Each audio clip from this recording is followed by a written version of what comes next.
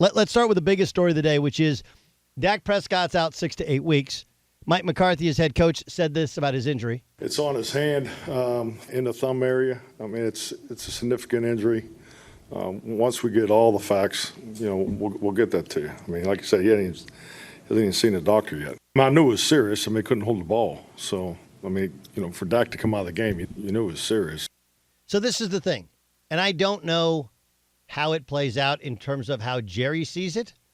I'm guessing Jerry sees it the way that we all do, but there'll be a sense of, well, if the season is lost, they lost Dak Prescott, what do you expect? Here's the problem with that argument, right? Because it's like, we can pretty much say the Jets stink. Is that okay? Are we okay saying that? Week one's hard. What you see in week one usually changes in week two. The Packers last year, perfect example of it. I think the Niners, although there's a lot of caution about Trey Lance, my guess is they'll figure it out playing in a rainstorm, in a monsoon. It's anybody's ball game. I think the Patriots, there was a blown defensive PI call in their first drive. How does that change the game? We can talk ourselves out. And the Jets can sit there and go like, look, we're not great, but we're a lot better when we have, Zach Wilson as our quarterback as opposed to having, Joe Flacco as our quarterback, which is a strong argument, right? But what's crazy about this whole thing is, while we talk about how much it's going to hurt the Cowboys for Dak to be out, if you watch that game, the Cowboys weren't good with Dak Prescott. Dak Prescott wasn't good to begin with. Their offensive line didn't have a push. As we told you, you only have CeeDee Lamb. The running game was and Dak Prescott wasn't very good. So think about it. When the story is bad, it just went worse, right? It just got terrible. It's a movie with a bad script. It's a movie with not the greatest writing in the world.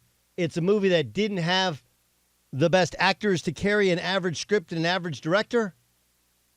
And then you lose your star, and you replace him with Cooper Rush. Other than that, Mrs. Lincoln, how was the show?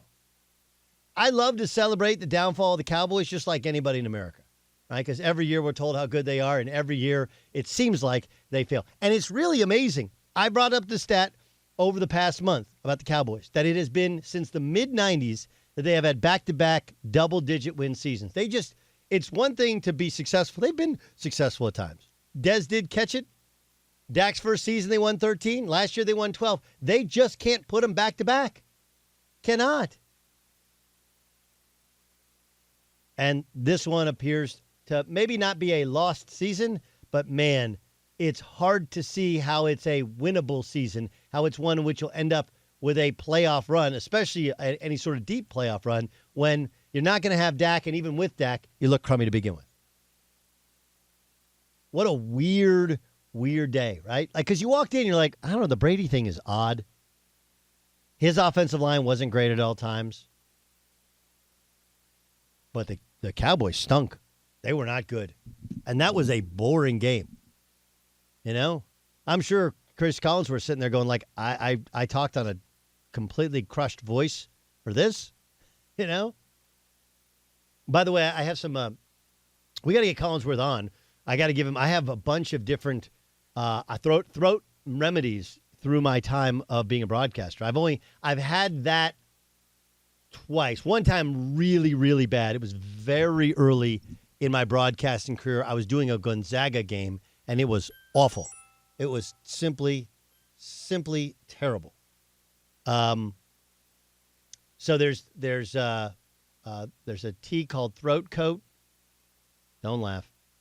There's another one. There's a Yogi tea that's like a throat therapy one. And then I saw this. I went to a Charlie Puth. Our show, Fox Sports Radio, is an iHeartMedia production. And Charlie Puth had his album release party. This is like 3 weeks ago.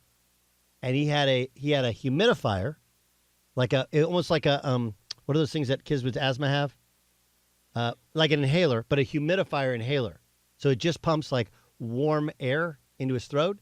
And then he was drinking licorice tea, which sounds disgusting, by the way. But he said he was talking about it because it was like one of those, and iHeart ran it this weekend, Friday night on all their shows, and you can watch it on YouTube. But he talked about Ariana Grande gave it to him as the tip for how to never lose your voice, that you have the inhaler and Licorice TV. But I mean, the whole thing, Tirico's awesome. There's nothing wrong with the production. Collinsworth losing his voice, and that game sucked last. Usually Sunday Night Football is awesome, and it was just compared to the rest of the day, right? Houston playing for the tie, Giants going for the win, the Pittsburgh nearly losing despite turning Joe Burrow over 5 times, right? The Eagles kind of surviving after running out to a big lead. The Saints come back and win. Like, there's a bunch of stuff that went on, but last time was kind of a letdown. And then if you're a Cowboys fan, you almost cancel any thoughts of a postseason or deep postseason, don't you?